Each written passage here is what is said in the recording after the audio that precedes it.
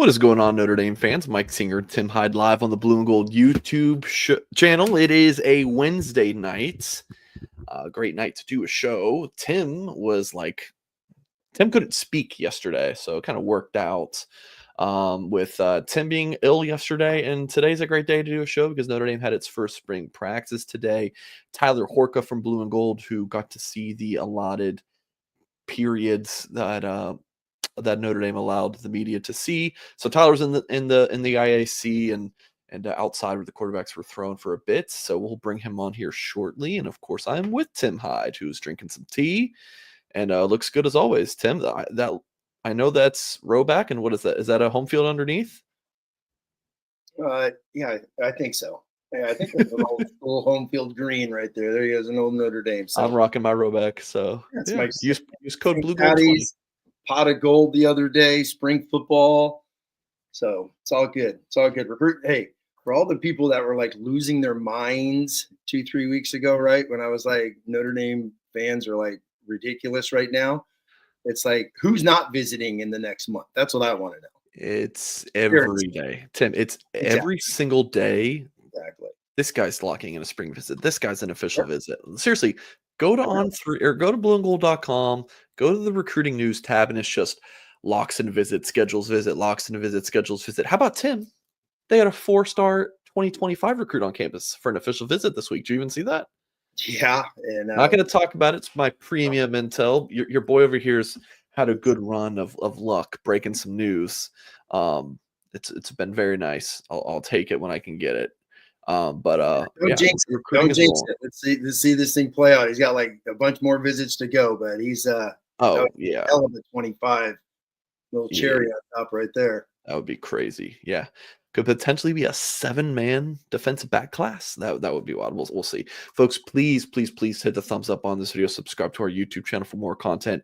blueandgold.com for all of the spring practice coverage. That's articles, not just like what was said at the press conference from Marcus Freeman, but like what do we think about it? Plus all the recruiting coverage and whatnot. Some big visitors at Notre Dame today. Tons of intel coming, as well as I'm texting with sources and on the phone and hopefully put together like an insider report on what folks behind the scenes are telling me about practice. And then, of course, recruiting intel as well. Should be working the phones after tonight's show. Tim, wanted to go through a couple housekeeping items before we get Tyler Horka in here. First, let's see if I can find it. Devin Houston, the Notre Dame, a coveted Notre Dame defensive lineman in the 2023 class. Moving from defensive to offensive line. Someone on the message board asked, why, Mike? Why is he doing this? I mean, I feel like it's kind of obvious. Like it wasn't working out of D-line. He's 6'4", 300 pounds, got some skills that could potentially translate to offensive line. So what are your thoughts about this, Tim? I'll be honest with you. I mean, just everyone in Notre Dame Nation there, go back, watch his high school football film. His offensive tape, I remember talking to you about it. Like, this dude's legit offensive lineman. Same with Justin Scott. I remember we watched Justin Scott. His offensive film was light years ahead of his defensive film. So some guys get it. I have no problem. I liked it. I mean, he's a heck of a football player. I know going back in this since the championship game, I rewatched the spring game again because what else is there to do, right, Mike? Rewatch the spring game just to start getting, back with some of the young guys who are going to be stepping up and Houston, really showing a lot last year. So, but I think you're right. It's an opportunity. The guy still has 3 years of eligibility and big, strong football player. Hey, it's a shot to get on the field. And, I know Notre Dame fans like to say, well, Coogan and Spindler, we didn't need you anyway. They lost 4 guards. Chan, Pendleton, Spindler, Coogan, 4. They lost it 2 deep on the interior. So here's another body to get inside and help him there during practice and go from there. So I like it. It's a big, strong football player. Yeah. And how about this, Tim, this news that came out yesterday? Listen, this is the tweet from Notre Dame. We are excited to announce some updates and new additions to our football personnel staff. That did not say we have finalized our personnel staff. It is not over yet. We'll keep an eye on that moving forward. So Mike Martin's the GM, Matt Jansen, director of scouting, Anthony Tresh, director of analytics, and then Jordan Blake broke that news a couple days ago. Jordan Blake, director of player personnel, that became official. He's coming over from Colorado and worked at SMU and then played as a corner at both SMU and Baylor. Carter Allman he's been at Notre Dame for, he graduated from Notre Dame, was like a student manager, and then just kind of worked his way up. It's really cool. His story, like 2022, his title was like quarterback manager or something. I don't know. I don't know if that meant giving the quarterback some snacks or I don't know. Did something with the quarterbacks. To now the director of recruiting at Notre Dame in less than 3 years. It's pretty cool. Becca Seitz from on-campus recruiting coordinator. I can't remember exactly what her title was. And now to director of recruiting operations. Dylan McCullough, the second, they call him DMAC around the office. He is the high school relations analyst.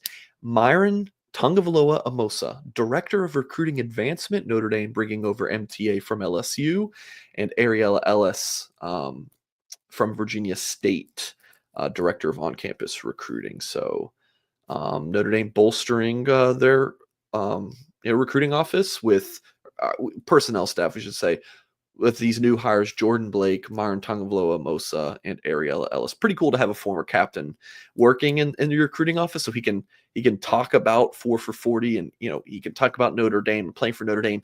And Tim, he's got the Polynesian background, which you have MTA recruiting your Kingstons of the world, your Maddens of the world. That is awesome. I think he's going to be awesome for Notre Dame. What does director of recruiting advancement mean? I have no idea, but he's going to be awesome for the Fighting Irish. Oh yeah. When I saw that news last night, that was really exciting. It's great. Just like you said, just go back to when he was a captain and he got named a captain. That video that they did right after his dad passed, how emotional that was.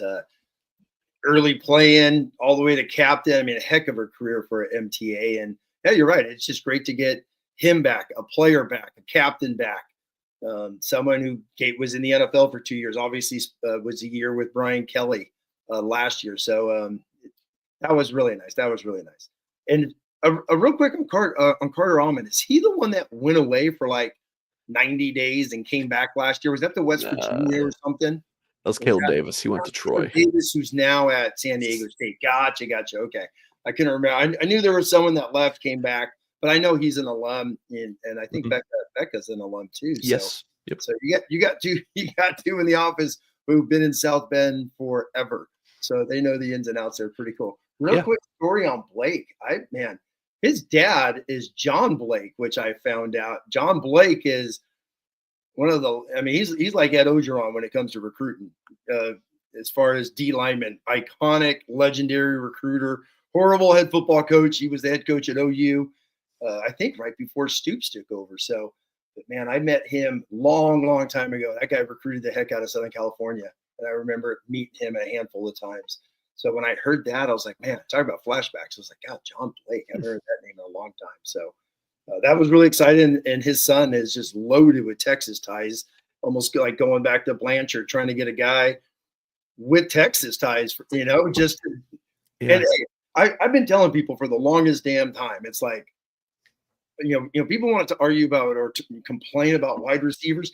Go offer every wide receiver with an offer from Baylor, Texas Tech, who else is down there? TCU, everybody in the Big 12. Quit, if you're so worried about Texas and A&M, they're going to do whatever they do.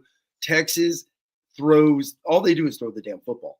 So there's a billion wide receivers in there. Go sign 5 3-stars a year, and 2 of them are going to hit. It's just nature of the beast in that state. So that was exciting to see that they got a guy with just 100% Texas background coming to South Bend. Yeah, my sister-in-law lives in the Dallas-Fort Worth area, and my wife really wants to go take a trip out there, take the baby, and I was like, I don't know if I get on a plane with a 5-month-old. And then I was like, let me see what recruits are in Dallas that I could go see. I forgot how many. Texas is huge for Notre Dame. That pot of gold day was California, Texas, tons and tons of recruits in those 2 states. So real quick, Tim, before we move on here, just got to remind folks, Myron Tungavaloa Moses, touchdown for the Fighting Irish he had. And look at that. Notre Dame was trailing to Virginia in the second half of this game in 2019. Was that the Ian? No, that was Virginia Tech, Ian Book. That was the end of that one. So what was? I thought MTA had one against Navy or Georgia Tech. I can't remember. A few years ago. Yeah, it was last year, but that was the UVA game. A touchdown for. He's a heck of a football player. I mean, that was awesome. When I saw him pop up, because there was no rumor mill, boom, it just announced it. And instantly, I'm just, obviously being a Southern California guy, is like Hawaii. You got a guy with, obviously, who came from Hawaii, who could go out and now into the Polynesian countries. Georgia Tech, there you go. The Polynesians down there all throughout Southern California.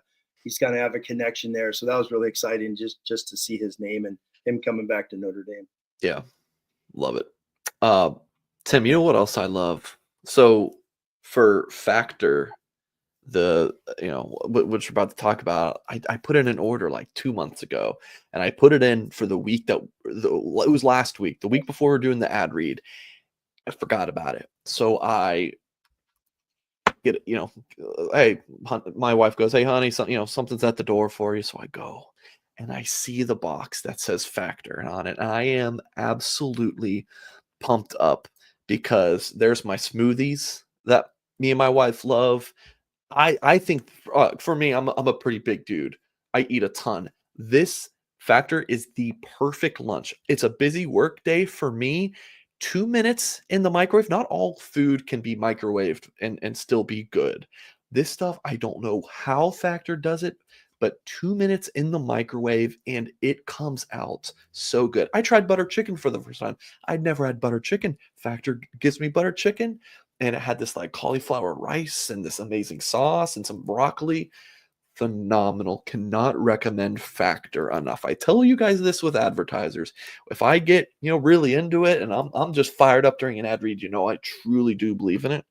In Factor, I'm telling you, if you're a guy like me who likes to eat and you need that quick lunch though, and it needs to be tasty, Factor75.com. So if you're ready to optimize your nutrition this year, Factor has chef-made gourmet meals that make eating well easy. Dietitian approved and ready to heat and eat in 2 minutes so you can fuel right and feel great no matter what life throws at you. So, there's all sorts of, your doorbell rings and there's a box of food waiting for you. Sometimes you have to prepare that, which is great and all, but I don't want to be doing that in my life right now. This is the perfect. I'm telling you guys, for lunch, or if you're a light eater, it'll be a great dinner for you. But I'm just telling you, the 2 minutes in the microwave and it comes out fresh and nutritious and satisfying, as their website says. You really can't beat it. So eat smart with Factor. Get started at factormeals.com/Factor Podcast. That's all one word, Factor Podcast there. And use the code Factor Podcast to get 50% off your first box, plus free shipping. That's code Factor Podcast at factormeals.com/Factor Podcast to get 50% off plus free shipping on your first box.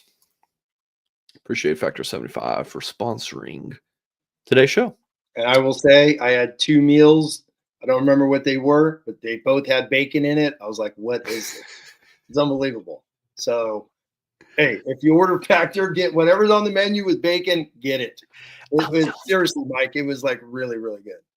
Yeah. I think the first time we got Factor, it had like a microwave option or an oven option. But for whatever reason, I guess they switched to not recommending oven. I don't know. So I was like, all right, I'll put it in the microwave for 2 minutes. I usually don't like microwaving food, but I was stunned.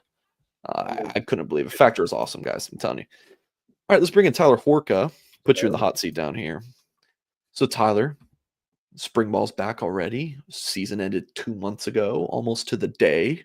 And we're already talking about football again. So let me ask you this first, Tyler. I don't want to start on kind of like a negative note, but media gets a lot less access this year to practice. I think it's 3 availabilities, Ty? Plus the spring game? Is it 4 plus the spring game, or is it's either 3 or 4 plus the spring game? I think it's a handful. You can count on one hand. Yeah, it's not many. My thought on this is it's a disjointed spring. Things might not look pretty all the time. I don't think they're trying to get more private. My personal thought is they just maybe don't want everyone knowing about, they're just, it might not look pretty all the time. And they just maybe don't want media seeing that and reporting on it. Do you agree with me? What's your take on that, Tyler? I think the saving grace is the fact that we get to see an entire practice on April 5th, which is exactly 1 week before the spring game. And if you know anything about the way Notre Dame has done things both in fall camp and in the spring, that last Saturday scrimmage before the big Saturday, which in the spring is the spring game, which for some programs it's not anymore, but that's a different issue. We can talk about what Marcus Freeman said on that if we want to, but as it's always been, spring game's the big Saturday, and then your first football game in the fall is the big Saturday. Notre Dame has always done its jersey scrimmage on that day. So if that is, I'm crossing my fingers, like what we're in store for on April 5th. What was that, 2.5 weeks from now? We're going to learn plenty on that day, and I'm excited for that. Yeah. So in the meantime, we have traditionally gotten an open practice in its entirety on the first day, which would have been today. And I think that would have been helpful because I'm going to be completely honest with you. Our boss, Ryan Tice, he always says, first day of spring ball, first day of fall camp, it's like Christmas Day for Notre Dame fans, right? Or any other big program. It didn't really feel like that today because, like you said, Mike, we got 10 minutes of stretching and 20 minutes. We usually get 5 minutes or 5 periods, 5-minute periods. We didn't even get that today. I had my camcorder out still getting something, and someone from Notre Dame was like, hey, yo, time for you to hit the door, man. I was like, shoot. I know. And I'm not surprised because we were about to see something good. It was team coming up, and we had seen all individual drills, and I was like, You uploaded that file and you told the person to go F themselves, and I was like, dang, Tyler. Yeah, this is my 5th season coming up, man. I'm getting big for my britches, but no. Yeah, so it's I hope we see a lot on April 5th because we're not going to see a whole lot before then. All right, so let's talk about what you got to see. So I know you were kind of focusing on quarterbacks. So look, you can tell me who you thought looked good and all that kind of stuff. I really want to know. And like when you're writing, you're going to write one thing, or you do our video early, you're going to write. But I really want to give you the floor, as much time as you want, so there's no constraints on anything you kind of pick up between the reps, orders that they're going, and anything that maybe these Irish football junkies watching or listening to this will want to hear about. Anything like that, Tyler? Well, yeah, I put it out on Tuesday that, we did a depth chart projection, and I said, this is what I expect to see. Steve Angeli, Kenny Minchey, CJ Carr. Like, I'm sorry for everyone that's anointing CJ Carr already, but I knew that's the way that they were going to roll them out there. And sure enough, Steve Angeli was the first guy to take the reps, and then it was Kenny Minchey, and then it was CJ Carr. It's a hierarchy thing. And by the way, you listen to Marcus Freeman's press conference, and if you're one of the hundreds and thousands of people that's watching this video or listening to this podcast, yeah, you're also consuming that content. When he was asked explicitly, specifically about what is separating these guys, what's the first thing he said? He said, well, one of them's been here for 4 years, the other's been here for 3, and the other, this is his 2nd year. That's all there is to know about these guys right now, is that Steve Angeli's the most experienced. He's thrown the most footballs in games on Saturdays. I think it's 80. It's not a very high number. It's a number you'd get to in 2, 3, 4 games. He's only started the 1, right? But Kenny Minchey's thrown 1 pass and CJ Carr's thrown 0. That is what it is right now. Now you get into what you were talking about, where you pick up things watching these guys, because 30 minutes is still 30 minutes, man. And if you're a smart person, you're directing your eyes to these guys in the red jerseys for most of that time because, hey, man, we want to know who the starting quarterback for this football program is. That's going to determine so much in 2025. Steve Angeli carries himself like the guy that's been here the longest. I put it in a story at blueandgold.com. It's a premium article, but we love you guys on this YouTube channel. So I'm going to tell you, in that little drill you saw there, Mike, I cut the video off early, so we didn't see it, where the guys are doing the quick feet over the foam pad. It's a footwork drill. Angeli went with Minchey. Carr went with the freshman Blake Hebert. And then Teddy Rizak, the walk-on, had to step up and do the drill. And as you see, the two guys are doing it like you're supposed to mirror each other and mirror Gino Gaduli there, who's directing the reps. Rizak gets up there. It's his turn. And he's like, am I going to do this by myself? Nope. Steve Angeli hopped up there and said, you know what? I'll do it with him. So that's a leadership thing. When a period clock was ticking down and it was time for these guys to go from the outdoor field that you see there to the indoor field, Steve Angeli rallied the guys. He said, hey, look, we're going over here. So you could just tell that he's been here the longest. I mean, this guy has served under everyone from Tyler Buckner and Drew Pine to Sam Hartman and Riley Leonard. Like, Steve Angeli's been here and he's done this and he's seen this before. So I thought that was pretty telling. And then when it comes down to just the way the ball comes out of these guys' hands, I have to tip my hat to Kyle Kelly because he's been saying it for a year. And Mike, you follow these guys in recruiting, and Kyle does too. So you've seen Angeli or CJ Carr play more high school football than I have. But dude, I think he's got the most arm talent, and the way that he just whips this thing, like you can just tell where this guy was born to play the quarterback position. And who's to say that's not true about Kenny Minchie and Steve Angeli as well? But I look at CJ Carr, I see him in that number 13 jersey, see him take his helmet off, like swig the water, all that stuff. I'm like, dude, that guy's a starting quarterback for a high-level football program. I don't know if it's going to be now in 2025. It might be, but at some point, yeah, he looks the part, and I love the way he throws the football. Like I could watch it all day.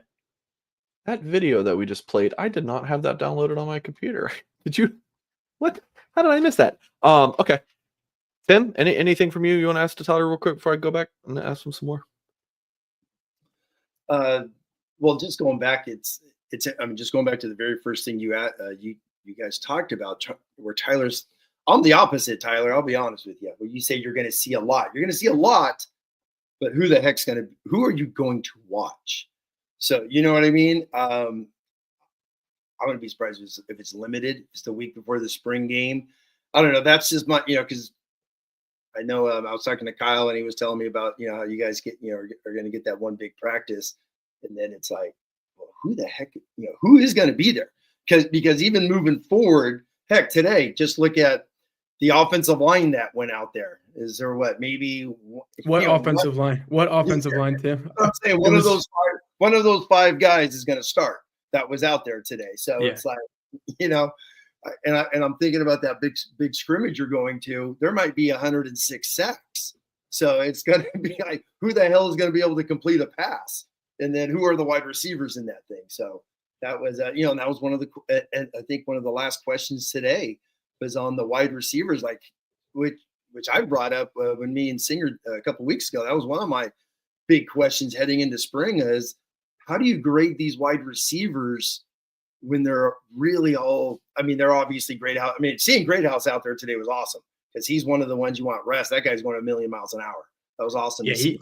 Faison, as you see in your video, out there beating Michigan, 48 hours ago, and here he is running routes today. So that was really cool. So it's all those little dynamics as they move forward on how does this grading take place. And I know Freeman said to you guys today, they're all going to get equal reps with the true first team, but there's really not a first team this spring, which is going to be fascinating to see, moving forward, how they go there. And as far as the film, people could grade it. People could go on Twitter, have their favorites. And this guy looked awesome. I got some good buddies that coach quarterbacks, and I was like, who do you think? And they're like, oh, who's that guy? And it was Carr. He was the only one that could throw it without having to stop his feet, set his feet, then throw. He just had everything was on a rhythm. They're like, I don't even know who the hell that is. That guy's unbelievable. So that was just off of that little thing. So I found that interesting, and I was like, yeah, it was the first thing I noticed. Minchie sets his feet, and Jelly sets his feet. Carr's like, no, boom, boom, boom, throw. It's just all in a rhythm, and that's even going back to what he did in high school. So he's got a lot of skill. He just does, and that's just that's watching film is, we could all say you got favorites or whatnot. I don't give a damn. I just want Notre Dame to be in the playoffs again. I don't give a darn who the heck quarterback is, but straight QB skill, talent, fundamentals. Man, CJ Carr is a special dude. Yeah, he is. Everything I've heard kind of in reading between the lines leads me to think like it's just a matter of time before it's CJ. It's just, is it August, what is it, 31st against Miami? Is it the next week against A&M, or is it next year? Like it's just a matter of time. CJ is going to be QB1 at Notre Dame. It's just when. It seems tough in the Marcus Freeman era to like ascend that much that quickly, though, is my thing. Like if he is number 3 right now, he'd have to do a lot to get to number 1 by August 31st. And like we only see 15 practices. And as Tim is saying, what are these 15 practices? Like I got a vibe today, and I'll give Marcus Freeman credit. He was chipper, he was ready. Like, and I saw some coaches, some GAs even, and some like some of the top dogs position coach wise who were getting after it. But again, I walked in there, and Mike, you alluded to it right when you brought me on. It was like, wait, we're already doing this again? Like we're on the field. Like, how are we supposed to it now more than ever? I feel like they're gonna just kind of go through the motions of a spring practice. I really do. And Rob Hunt kind of laid that out for us a week and a half ago when we were like, holy cow, or 2 weeks ago, like 24 guys either out or modified or individualized. Like what is this? And to Tim's point, it was great to see Jaden Greathouse like giving it his all. Jordan Faison was giving it his all, but Emil Wagner never put his helmet on today in the 20 minutes that we saw individual periods. He was, and you guys mentioned Devin Houston at the beginning. That dude was getting quote unquote, like, again, we never really saw 5 across the line, but he was in there the second group getting reps at right guard. Like he's not playing meaningful football against Miami or Texas A&M. So what does that mean if he's getting the second reps? I don't know. They lost 4 guards. I keep trying to tell people. No, I know. I've been saying that too. Because like the consensus is, Pat Coogan, we don't need him. Rocco Spindler, Sam Pendleton, whatever. I'm like, dude, depth is depth. And you lost all those guys. I agree with you completely on that. No, I was watching. I mean, there's freshman tackles out there that look like they weigh 261. Okay. They're tall. Those guys are monsters. Those freshmen are giants, but my gosh, it's like they got to get the mashed potatoes going, which they will. You know, everyone knows I love talk about year 3 and everything. But I mean, Jeremiah Love. Jeremiah Love had freaking surgery, for crying out loud, or rest. Well, I don't think he had surgery, so it's just rest on his MCL, and he's out there going 100 miles an hour as well today. So that was just great to see a lot of those guys on the men. You know, he'll probably get 3 days off now, which is cool, but at least for the fans to see some of those key guys out there running around was great. Yeah. I think where I'm really landing on the quarterback discussion is it's going to be Steve. And I wrote that in an article recently, that little roundtable we did, Tyler. It's going to be Steve. Steve for Miami. I was with you. And then whatever happens after that, I don't know. I have no idea. It could be CJ week 2. I just don't. I don't think they'll deliberately go, we need to start Steve because we're at Miami and it's going to be raucous. And I don't know what the reason's going to be technically, but I think the reason's going to be because I think the reason is going to be because, like I said, Kenny or CJ is not going to assert himself or themselves enough over the next month. Then the summer comes around and these guys are all doing their own thing. Like, you know, coaches are in there sneaking a peek and whatnot, and they can talk to people and they get a gist of like, hey, who's the guy? But August or end of July, August 1st is going to roll around. Notre Dame's going to have a game in a month, and then it's going to be on Steve or Kenny to win it there too. And I don't know if they have like enough time, enough opportunities, whatever you want to say, to supplant the guy who's a senior who has, love him or not, looked great every time he's been in there. I know Jack will mention the sacks that he's taken and whatnot. And I do think both Kenny and CJ have a little more ability to get out of some of those sacks than Steve had that Steve took, but we never saw Kenny or CJ in that situation either. So we don't know for sure. The spring game last year, though, and CJ Carr, I saw and Tim was kind of getting at this, but it was more with the arm and stuff. I think CJ has a lot of that stuff that you can't teach. Like, he teaches the mechanics. Steve's great with the mechanics. Like, he does the quarter. It's kind of like Jack Cohn. Remember Jack Cohn? He just looked like a quarterback, and he's like, all right, give him enough time. He's going to survey and make the accurate pass. That's Steve Angeli. I think Kenny or CJ Carr, maybe even Kenny Minchie, has this thing where dude, look at the quarterback position. It's artistry. Caleb Williams from USC, or any of the guys that Lincoln Riley had at Oklahoma. Like, I'm talking Kyler Murray, Baker Mayfield, these Heisman Trophy winning quarterbacks make these plays where you're like, okay, that was nothing, but he made it something. And it's not always like taking off for 40 yards like it used to be with Robert Griffin or Cam Newton, or heck, let's go back to Vince Young when he was running in 80 yarders. Like, CJ Carr's not going to do that. I don't think Kenny Minchie's going to do that, but I think they will get out of the pocket and make a play. And if it comes to a point, I think that's the only way that Steve Angeli gets yanked after he starts against Miami. It'll come to a point where the coaching staff realizes, like, hey, we need a little bit more of a playmaker. Riley Leonard, for crying out loud, was a playmaker, and that's why they never sat him or benched him. So if Steve doesn't have that in his game, they'll look another direction. These coaches aren't dumb. They see what we see. Tim, do you want to add anything on that? Yeah, I am. The fact that it's going to be, everything's going to be graded. I mean, they go put on the sock. They're going to grade that, right? They're going to do everything. Everything's going to be graded. Going back to Tyler talking about the leadership and jumping in, rallying guys, those things, do matter. There's no doubt about it. So all of that. But they're going to have scrimmages. They're going to have a couple scrimmages, we don't hear about. They're going to have, obviously, the big scrimmage there. Everything, and that big scrimmage, the media is going to come out, and it's going to be nuts, because that's going to just be, everyone's going to run to that, because that's really all we have this spring. So that's just going to be wild. But me personally, I'm the opposite. I think there's plenty of time. So because, and I know Steve has thrown passes. He's been in the games. I mean, yeah, he's been here a couple of years longer, so that's obvious. That's obvious. But there's Carr and Minchie have such a different skill set, and different level of the way they throw. Something's going to happen. It always does, man. I've coached for so damn long. It's like, when there's a better football player, better football players tend to rise up, and there's going to be a moment where, and it could be Steve, where Steve just is like, boom, I'm legitimately the dude. So someone's going to take this thing over in the first 14. The spring game's meaningless. That's going to be just a tailgate. Guys hang out.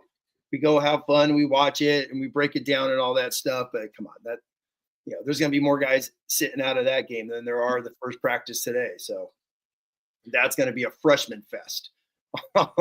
Me and Singer are going to do a post-game show breaking down literally a walk-on scrimmage to see who makes the 105-man roster. But I think there's plenty of time. Summer's a lot more coordinated nowadays, because you can do summer classes. Coaches can be on the field. They do have, opportunities to coach. And then those first 10 days of training camp are going to be legitimately prepping who's going to lead us out in Miami, because it's going to be wild, man. The Hurricanes are going to be loaded. They got damn good football players all over the field. So that's going to be one of those, kickoff type Super Bowls that we've gotten used to at Ohio State, at A&M, obviously FSU in 21, and this year's Miami. So it's going to be plenty of time. So I'm a little bit opposite on that, in that I think CJ is going to have it, and I think CJ will have an opportunity. Does he take it? I mean, we're going to find out in 30 days, really. There's a couple things on that, and I'll start with the last point. It kind of goes off with Mark with glasses is saying Carr has the highest ceiling. I completely agree. It'll come down to, like, say Steve is here and his ceiling's only like right there. He can only get so much better. He's a fourth-year player. How much is he really going to leap? And then, like, Carr's ceiling is through this. Like, you can't even see it on where I'm sitting here. But for me, it's going to come down to, like, where is he in relation to that right now? Can he bridge that gap enough with Angeli to, like, eclipse it? Possibly. And Tim, if what you're saying is right, if he has enough time, then yeah, I think he can do that. It's just going to come down to, like, what the coaches think about that. And then on the flip side of that, the second point that I wanted to get at, those first 10 days of fall camp, I really hope Gino Guidugli, Mike Denbrock, Marcus Freeman, who, those are probably the top three guys involved in this. I hope they have enough, cojones, guts, whatever you want to call it, to do what, like, Joe Rudolph has done and just completely overhaul things in those first 10 days and make a declarative, definitive statement like, these are my guys, I'm rolling with them. It's a little different on the offensive line because you have these interchangeable parts and you can move them a little bit more. And once you ride with one guy, you're not really making a statement as much as a quarterback. Like, if Anthony Knapp or Sam Pendleton, and it did happen, Sam Pendleton gets pulled in the first month of the season and people are like, okay, yeah, that's probably the right thing to do. If you start a quarterback and then you have to pull them in September, then this YouTube channel and the blue and gold message board is going to self-combust because you're like, oh my gosh, I thought we had the right decision. I want Freeman and company in those first 10 days to really evaluate and say, because I'm predicting a mid-August quarterback announcement, kind of like what Brian Kelly did with, I guess it was Cone, but that was never really a competition. But that's like when he announced it. And I think even Buckner got announced over Pine the next year in mid-August. Tommy Reese came out with that press conference. I'm expecting that, but those were formalities. I want to see the coaching staff in the first, and I know we're talking about spring ball, but it's all going to come down to August for me. In the first few days of fall camp, really chart it like you were saying, Tim, grade it and be like, let's make a move now because we've had all this time and we can't just go the formal route. And like, if it really is Carr, grade the guys as such and say it's Carr in mid-August because I don't know. I think you're kind of wasting time with saying it's Angeli, even though I think it's going to be Angeli. I really do. But like, a part of me hopes that they get some Joe Rudolph in them and say, you know what, let's shake this thing up in August. That would be exciting and maybe the right move. Tyler, what about like receivers, anything from the offensive line? Yeah. Anything new that you learned about those guys? Yeah, the offensive line's like a mess right now with the injuries. And again, they didn't show us 5 across the board, but in just kind of judging what they were doing with some individual work, I haven't read other sites, but I thought I saw Charles Jagasaw repping at guard. Like, I think that might be a thing. And maybe that's a thing because Anthony Knapp is on his pitch count and Emil Wagner's on his pitch count, and they're just trying to figure some things out there. But Charles Jagasaw came in that Orange Bowl, played guard, played well. And if they think they have too many tackles and you can't get them all on the field, which you can only get 2, maybe that's part of getting the best 5 out there. That was the most interesting thing with the offensive line. The tight end unit, I've been calling it the infirmary for a couple years now. It's like, actually, it's not even an infirmary because infirmary has like a lot of sick patients. There's just nobody there right now. It's like Eli Raridan, Kevin Bauman, and Jack Larson were like the top 3 guys that I saw. And then because Ty Washington's coming in over the summer, right? James Flanagan's coming in over the summer.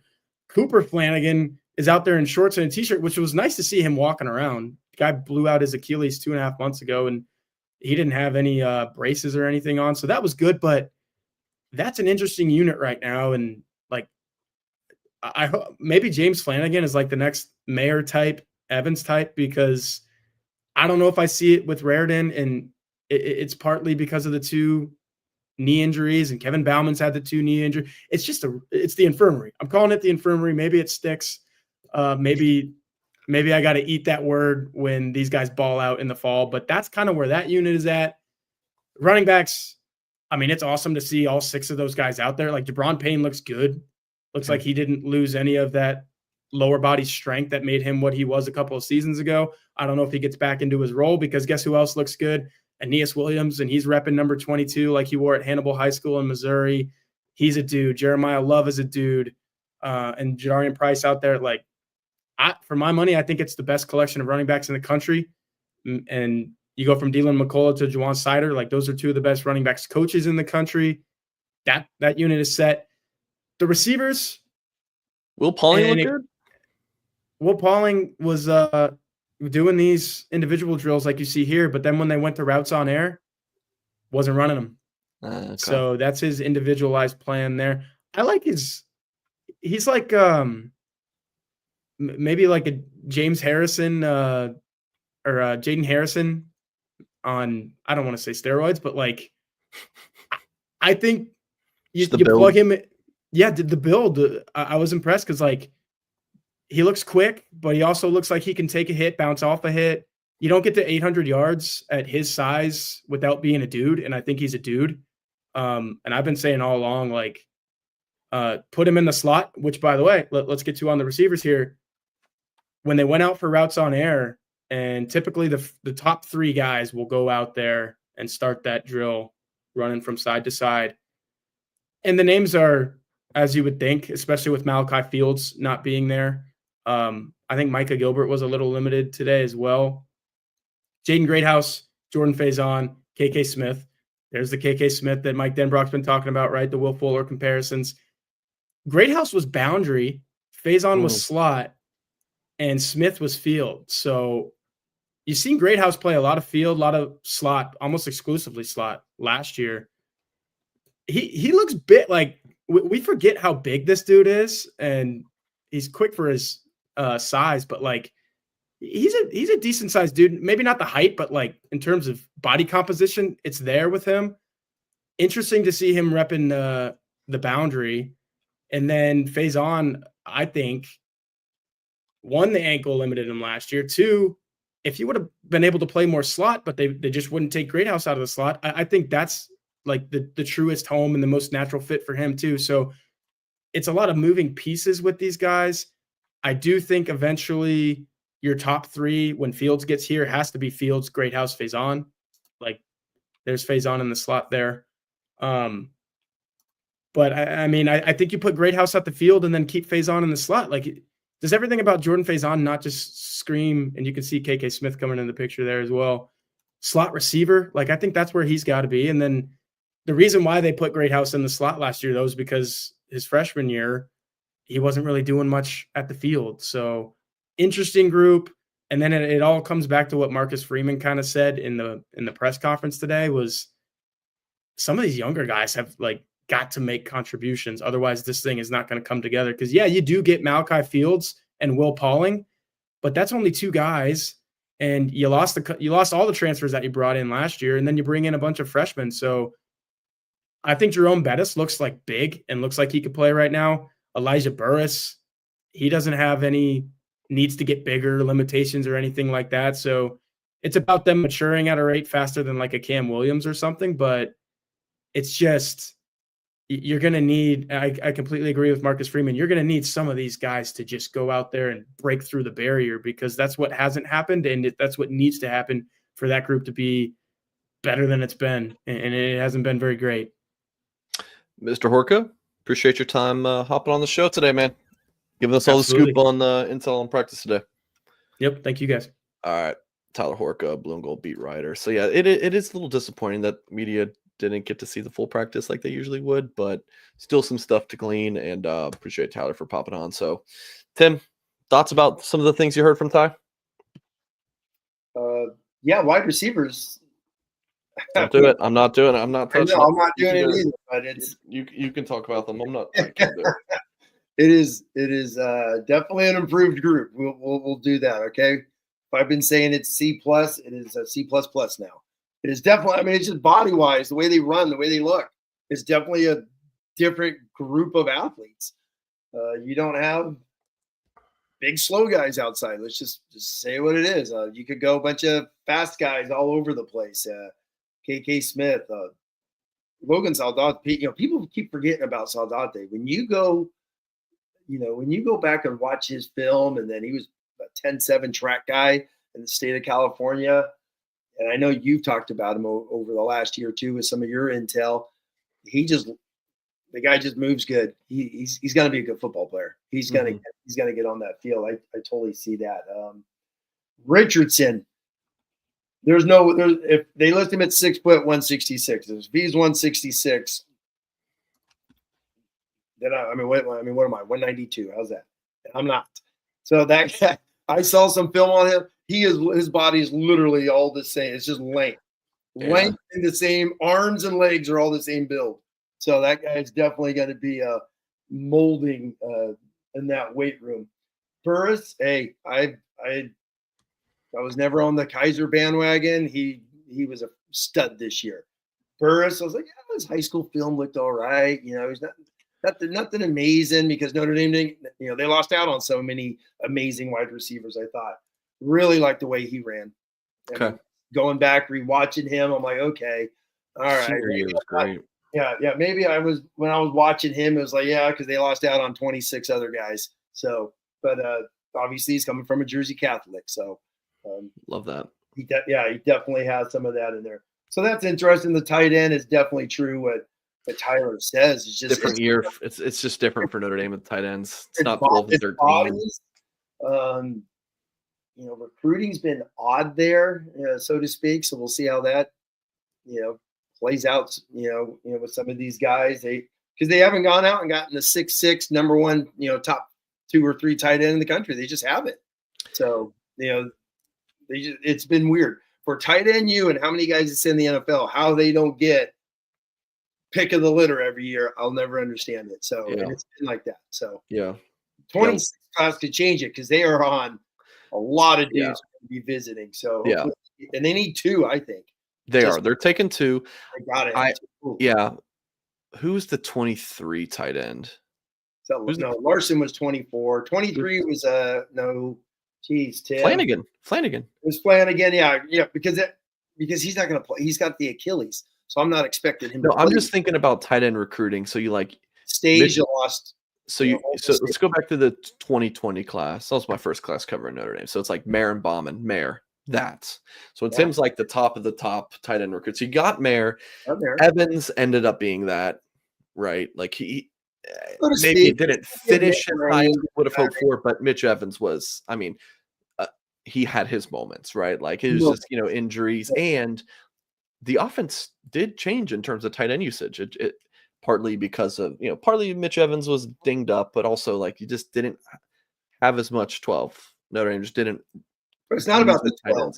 They didn't attack with the tight end. Okay, that's fine. Yeah, they didn't attack, which is always weird with Riley Leonard. He never, we talked about it. He never used his security blanket. Well, that changed this year with one of these 3 quarterbacks. So 22 class, Raridan, of course, stays this gone, but Raridan, could this be his breakthrough year? 23 Flanagan, I still think Flanagan, stud, that's a top tight end. Raridan's a top tight end.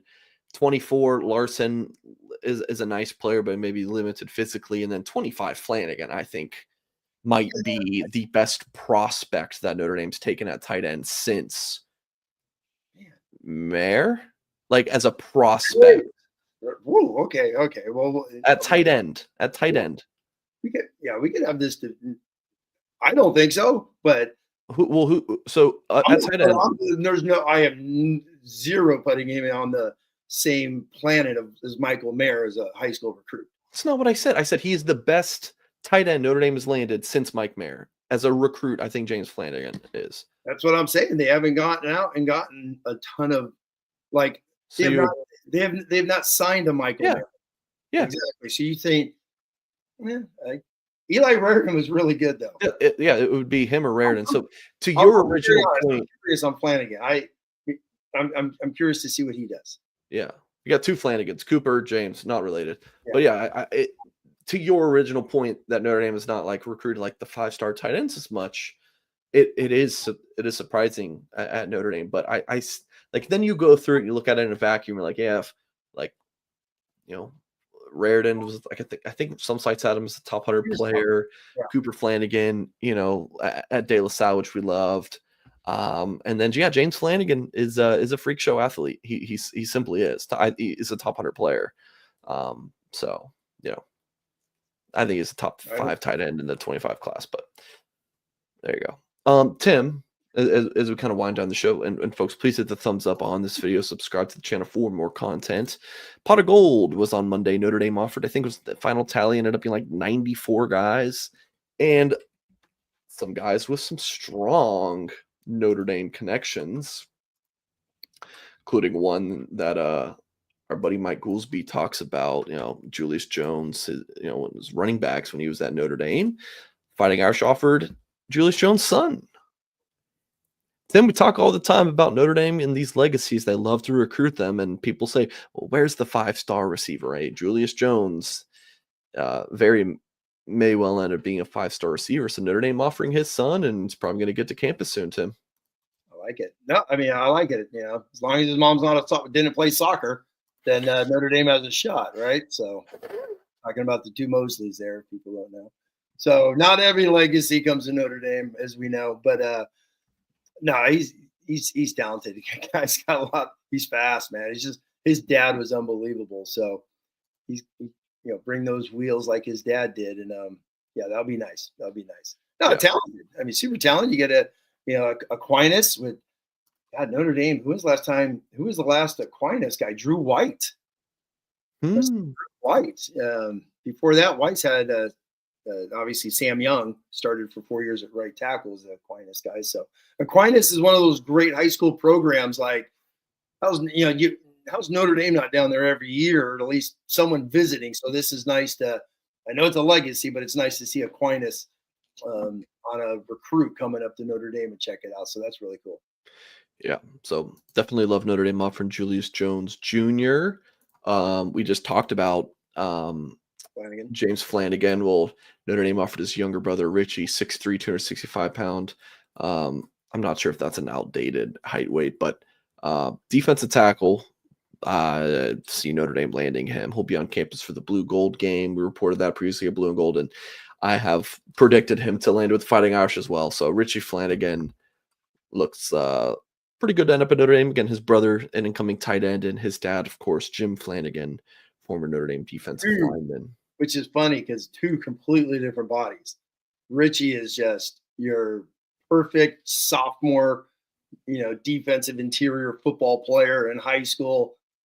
James is skinny. He is just super, super skinny. So I'm curious to see how much he can gain and use and the strength he has playing tight end on that edge. So two polar opposites. And his dad was a big time middle linebacker that ended up eating his way into the interior and playing obviously for the Eagles for many years. But love that. Yeah, I mean, what a family. God, the barbecues at that place have to be legendary. The amount of food that dad's cranking out is awesome. So we are talking here about 2027 recruits. By the way, if I didn't say that yet. So Pot of Gold, Notre Dame offers several dozen players in the rising junior class. They've done this since 2021. It looked a lot different that year. They only offered like a couple dozen prospects. That was actually the year they offered Dante Moore and Arch Manning on Pot of Gold Day for the class of 2023. Now I think this was their most they've hired, or excuse me, they offered. I was expecting like 70, 75 offers, and then they offered a lot more defensive linemen than we were expecting. Al Washington kind of went crazy. I think a third of the offers were on the defensive line. Yes, So, and we're about to talk about a couple more of them. Real quick on that, Mike. I went back actually last night and I was reading some old articles back then, and yeah, Kelly and them when they they redid it. Obviously they'd done it over the years as a mail thing and mailing packages to recruits, but then that 21 is you're right. They offered like 25, 27 kids that were because they already offered those guys because they didn't have that plan. Exactly. And then, they called like 50 other recruits that day. Mm-hmm. So it was the same numbers wise. They didn't do the offers. And then boom, it's become this social media, just, mega thing now since 22, which has been awesome. It really is cool. The graphics, every year's a new symbol, a different, logo that's around it. And it's great. And you can tell the kids love it. So now the key is getting on campus. That's always, anyone could, as they say, anyone could throw an offer out. Now the hard part is getting to campus and recruiting these guys. Yeah, I liked their graphic they did as well. I am a collector, so this like the PSA graded looking card. Like I think this was really cool and unique. Yeah, I mean every year they do. It is cool. Every year it's a cool little thing. That's what when I jumped on Twitter was just to be like, all right, I'm not worried about the offers because it's they're going to throw 100 of them out and 10 signs. So I mean that's kind of what the law of averages have been since then. But maybe it is more as they dive into this more and more, and they start. Maybe they build different relationships now moving forward off these Pot of Gold days. But it's all about the graphic. It's all about their graphic. That was the one thing I wanted to look at. Yes, I love that green. That is not like that's more light limey green than your. It's not Kelly green, that's for sure. Yeah. Yeah, I love this green It was as cool. well. Yeah, It just really looks cool. clean to me. All right, a couple more defensive line offers I want to talk about. Ali Filiti Tuihalamaka. I've gotten good at saying that last name because, of course, we've covered his brother, Junior Tuihalamaka. So, Fighting Irish offering younger bro here, 6'4", 260 pounds. I guess he originally was being looked at as an offensive tackle by schools. Notre Dame offered him as the 3 tech. So, he'll be one to watch for sure. And then love this. Braden Parks from Chicago Brother Rice. Otherwise, 6'3", 295 pounds, godson of Chris Zorich. yeah, I saw when Chris Hell yeah. tweeted that out, and congrats. Yeah, I thought that was cool. And look That at was that. I mean, cool. I was like, wow. Instantly went and watched this film, and you're yeah, like, look at this on yeah. his profile. It says right guard. I mean, this might be an older film, but it's pretty cool. He's a Justin Scott type, big Yeah. body, a two-way type of a guy. You know what I mean? Big, strong, powerful Chicago player there. But yeah, obviously we got to have Zorich on now and be like, your godson's going nowhere. So how's that? And then Tuihalamaka plays for Oaks. Obviously, the last Oaks was Jimmy Clausen, so it's been a while since someone from Oaks has been at Notre Are you Dame. serious? Yeah, It's I been think. that long? Hey, Yeah, because Oaks Tuihalamaka went to now. Bishop. Yeah, Elamini. Oaks cranks out D1 guys. How Notre Dame is never on that camp. I have no. I mean, don't ask me. I've no clue because they're just they're stud DN last year. Lowe's at Miami, so decommitted from SC and went to Miami. But they crank out guys each and every year. They got a corner this year. It's probably going to go to it's SC Oregon for him. So yeah, every year. But no, once again, another school. You're like, there's Oaks Christian. You got obviously Aquinas down there. So you got a couple old schools. Notre Dame's had some really good football players back in the fold, so that's really nice.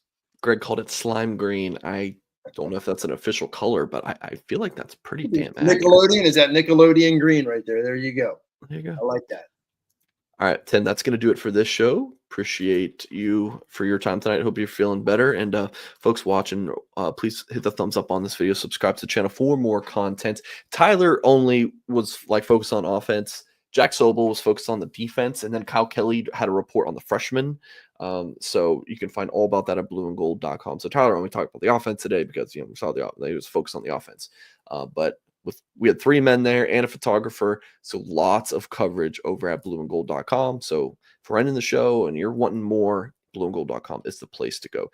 Again, folks, hit the thumbs up on the video. Subscribe to our channel if you're new here. If you listen via podcast, appreciate you as well. Leave us a 5-star review wherever you listen to your podcast, and please fill out a reason of why you like the show. We definitely appreciate that. I check Apple reviews every once in a while, so I like to see what you guys are saying. Yeah, appreciate you guys for tuning in, and as always, we will catch you next time.